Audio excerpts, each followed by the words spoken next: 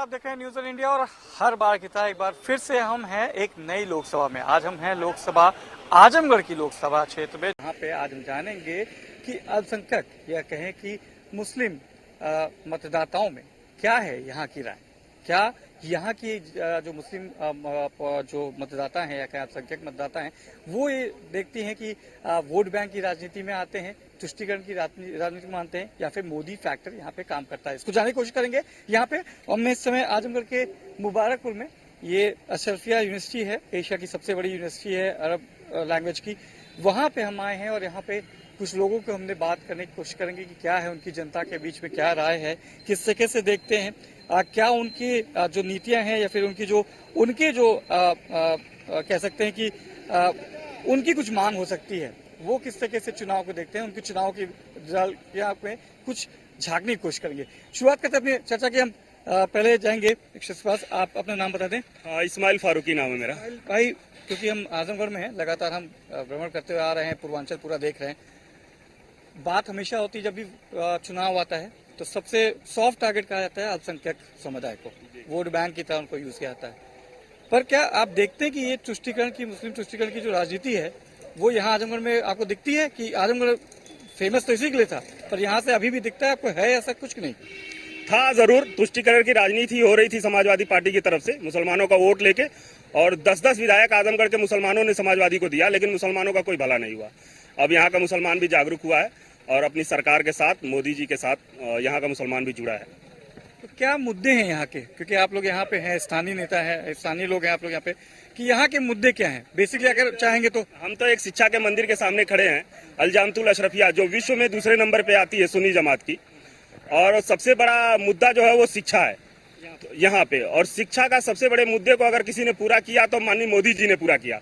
जो महाराजा सुहेलदेव के नाम से विश्वविद्यालय आजमगढ़ में बन के तैयार है, उसका उद्घाटन भी मोदी जी ने कर लिया। तो सबसे बड़ा मुद्दा तो शिक्षा है। अगर शिक्षित रहेंगे तो अपने रोजगार को, अपनी नौकरियों को खुद से अपने आप को स्टेबलाइज कर सकते हैं। तो लगता है ताल्लुक रखते हैं जी, बिल्कुल होना चाहिए। तो अभी यहाँ के क्या मुद्दे हैं और कौन से मुद्दे होने चाहिए जो अल्पसंख्यक, क्योंकि यहाँ पे अगर देखा जाए सबसे ज्यादा तादाद में है और माना जाता है कि चुनाव को किसी भी उसमें ले जा सकते हैं, तो क्या आपको लगता है कि यहाँ के स्थानीय मुद्दे क्या होने चाहिए? स्थानीय मुद्दे जो भी है यहाँ पे सब तो सरकार पूरा कर रही है। जो अल्पसंख्यकों जो भी स्कीमें चलाई है सबको मिला है, घर सबको मिला है यहाँ पे, और सबको राशन जो कुछ मिल रहा है, कोई भेदभाव नहीं है। पता करिए मुहार में सबसे ज्यादा किसी को आवास मिला तो मुस्लिमों को मिला है। अपना नाम बता दें। अली असगर नाम है। देखिए, जो चीजें मिली हैं यहाँ के लोग कहना है कि हाँ उस पर बात हो रही, पर सबसे अहम आता है कि आप जब मुफ्त राशन की बात करते हैं, आवास की बात करते हैं, शौचालय की बात करते हैं, महिलाओं का जिक्र है। एक महिला भी हमारे साथ उनसे बात करेंगे। मैम, अपना नाम बता दें। नजराना अंसारी।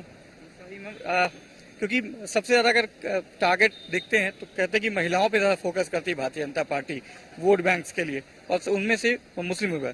CAA की बात करें, NRC की बात करें, तो इन सब का इफेक्ट के बाद भी बताते हैं कि हमारी तरफ क्या सही है? जी बिल्कुल सही है। आज तक ले कौन सरकार बना के दी है? क्या 3 तलाक खत्म कर दी थी? आज तक ले कभी कोई सरकार नहीं खत्म कर पाई। और जो शौचालय है वो तो मतलब देख ही रहे हैं, घर घर।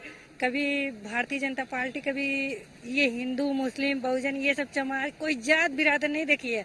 और जो कह रहे हैं, सपा वाले कह रहे हैं, ये सब सिर्फ भड़काने का काम कर रहे हैं। और 99% या 100% मैं कह रही हूँ कि मुस्लिम महिला का वोट सिर्फ जाएगा तो कमल के फूल पे जाएगा। तो जो जिससे मुफ्त राशन की बात करते हैं कि मुफ्त राशन देके भरमाया गया है, गरीबों को बगलाया जा रहा है, उनको बेरोजगार किया जा रहा है, मानते हैं सर? नहीं, ऐसा कुछ भी नहीं है, ये सब झूठ है, आरोप लगाया जा रहा है। आप भी यहीं से हैं, आजमगढ़ से? कैसा माहौल देखते हैं यहाँ पे? क्या माहौल है? अगर बात करें कि यहाँ की चुनावी सरगर्मी को देखेंगे तो वादे तो फिर से हो रहे होंगे, खूब वादे हो रहे होंगे। क्या लगता है कि वादे पूरे होते हैं? नहीं, वादा कोई पूरा नहीं होता है। हाँ, सिर्फ वादे हैं और कुछ भी नहीं है। नहीं, कुछ भी नहीं है, कुछ भी नहीं होता। आप भी यहीं से हैं? क्या शुभ नाम है आपका? खुर्शीद अहमद। खुर्शीद अहमद भाई, वादे होते हैं, वादे क्यों भाई? वादे पे ही चुनाव होता है, बात सब करते हैं। मौका भी मिलना चाहिए, मौका सबको आप लोगों ने दिया। आजमगढ़ की जनता ने, सपा हो, बसपा हो, BJP हो, सबको दिया। पर यहाँ पे क्या देखते हैं डेवलपमेंट 2014 से? अगर डेवलपमेंट की बात करें तो डेवलपमेंट आपको दिखा है यहाँ पे आजमगढ़ में कि नहीं? बिल्कुल दिखाया जो है, उसी वजह से तो मुस्लिम जो है बीजेपी के साथ जुड़ रहे हैं। जो है इम्प्लीमेंट हुआ जो है उसी की वजह से जुड़ रहे हैं। और वादे तो भाजपा ने जितना पूरा किया कोई पार्टी ने पूरा किया है। बीजेपी जो है, अगर बीजेपी ये जो हिंदू और मुस्लिम वाली जो ये बात अगर खत्म कर दे तो कोई ऐसी बात नहीं है मतलब कि हम लोग बीजेपी से मतलब बहुत दूर हो जाएं, ऐसी कोई बात नहीं है। लेकिन ये सिर्फ हिंदू मुस्लिम वाली बात जो है, हाँ बीजेपी करती है, उनके कुछ लोग करते हैं, ऐसी कोई बात नहीं है। जैसे मोदी जी, हम मोदी जी को बहुत चाहते हैं, योगी जी भी बहुत बढ़िया काम करते हैं, उनके कुछ लोग जो हैं वो हिंदू मुस्लिम करते हैं। हाँ, बस वही बात, और कोई बात नहीं। हिंदू मुस्लिम की तुष्टीकरण की बात करते हैं, हिंदू मुस्लिम की तुष्टीकरण की बात होनी चाहिए। एकदम होनी नहीं चाहिए। हम भी मूल निवासी हैं, यहाँ से हिंदुस्तान के ही रहने वाले हैं हम लोग। धर्म अगर किसी वजह से किसी ने बदल लिया, रसूल सल्लल्लाहु अलैहि वसल्लम के बाद से यहाँ मुसलमान आबाद है, 1400 साल 1500 साल हुआ होगा, लेकिन दुनिया 1400 साल 1500 साल की तो है नहीं। जनसंख्या और आबादी यहाँ पहले भी थी। तो इस्लाम आया था, इस्लाम अगर किसी ने कबूल किया तो इस्लाम की अच्छाई को देख के कबूल किया। और मुसलमान किसी का दबा हुआ, किसी का गुलाम नहीं है, वो अपने मजहब का अपने आप का खुद का मालिक है। और संविधान एक हक देता है हमको वोट देने का। किसी के तुष्टीकरण की राजनीति का शिकार होने की जरूरत नहीं है। मुसलमान खुद समझदार है, और जिस तरफ देश जा रहा है, जहां देश की तरक्की है, देश के मुल्क की अपनी तरक्की हो, और अपने मुल्क की वफादारी के लिए रसूल सल्लल्लाहु अलैहि वसल्लम का भी कॉल था कि अपने मुल्क के वफादार रहो। तो आजमगढ़ का मुसलमान भी अपने मुल्क की वफादारी के लिए काम करेगा, और इस बार फिर से पुनः प्रधानमंत्री जी को प्रधानमंत्री बनाने का काम करेगा। प्रधानमंत्री बना जाएगा।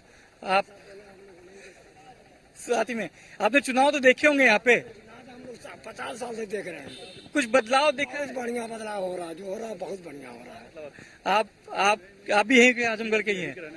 चुनाव की बात होती है क्योंकि सबसे महत्वपूर्ण है। आप शिक्षा के मंदिर के सामने खड़े हैं, आप बोला गया था एक हाथ में कुरान एक हाथ में कंप्यूटर, उसका असर दिखा है क्या? नहीं है, तालीम भी हर आदमी पढ़ रहा है अभी।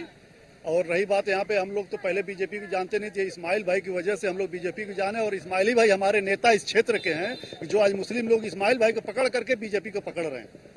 हमारे नेता यही है इस्माइल भाई, हम लोग इन्हीं को जानते, फिर बाद में किसी को जानते। हाँ, आपको भी लगता है कि डेवलपमेंट हुआ इनकी? इस्माइल भाई जी, इस्माइल भाई हमारे नेता हैं, हमारे लिए हमेशा खड़े इन्हीं की वजह से। मतलब भेदभाव वाली जो राजनीति बताते हैं कि भेदभाव बात नहीं, ऐसे कभी कोई बात हुआ नहीं है। नहीं, कभी नहीं, ऐसा कुछ नहीं जी। यहाँ पे यूनिवर्सिटी है, बड़ी सी यूनिवर्सिटी है, और यहाँ पे लोग दिखते हैं तो उसमें कहीं ना कहीं आपको जरूर दिखेगा कि जिस चीज की बात करते हैं, जिस चीज की रोजगार की बात करते हैं, आप बात करते हैं कि शिक्षा की बात करते हैं, रोजगार को लेके यहाँ पे लगता है कि रोजगार की दरकार है, माहौल बदल रहा है, और तालीम होनी चाहिए, बहुत जरूरी है। मैम क्या लगता है तालीम की इतनी इम्पोर्टेंट है अल्पसंख्यकों में भी? जी है, बिल्कुल है, क्यों नहीं है। क्या कितनी इम्पोर्टेंस हो सकती है तालीम के? मतलब अभी तक जो बरगलाया जाता था, क्या तालीम नहीं होती जिसका फायदा मिलता था क्या? जब तालीम नहीं होती थी तो उसका फायदा कहाँ से मिलेगा? आज तालीम हो रही है तो इसका फायदा मिल रहा है, सबको नौकरी मिल रही है, सब बच्चे को पढ़ रहे हैं, कर रहे हैं, सब कुछ कर रहे हैं। तालीम नहीं मिल रही है, बताइए आप ही क्या? पहले कभी कहा जाता था कि दीनी तालीम जो है वो इम्पोर्टेंट होती है, साइंस कंप्यूटर मैथ्स इतना इम्पोर्टेंट नहीं होता। नहीं, दीनी तालीम भी इम्पोर्टेंट होती है, साइंस भी, समाज भी, विज्ञान भी, सब भी इम्पोर्टेंट होता है, ऐसा कुछ भी नहीं है। दीनी तालीम के साथ साइंस भी, कंप्यूटर भी, और बेसिकली अगर आपको कंप्यूटर पढ़ाया जाएगा तो उसमें कोई गलत चीज नहीं आ सकती, या फिर आपको कहा जाएगा तो उसमें आप गलत चीज नहीं ला सकते। पर पढ़ाई जरूरी है, शिक्षा जरूरी है। शिक्षा अगर आपके पास होगी तो आप शिक्षित होंगे तो रोजगार होंगे। चुनाव है, चुनाव में तमाम पार्टियां आती हैं, चाहे भारतीय जनता पार्टी हो, चाहे समाजवादी पार्टी हो, चाहे बहुजन समाज पार्टी हो, सबके मुद्दे अलग होंगे, पर मुद्दों से अलग हट के विकास पे बात करनी चाहिए। एक आप अगर किसी का विकास करेंगे, किसी जगह का विकास करेंगे तो वहां की जनता का विकास होगा।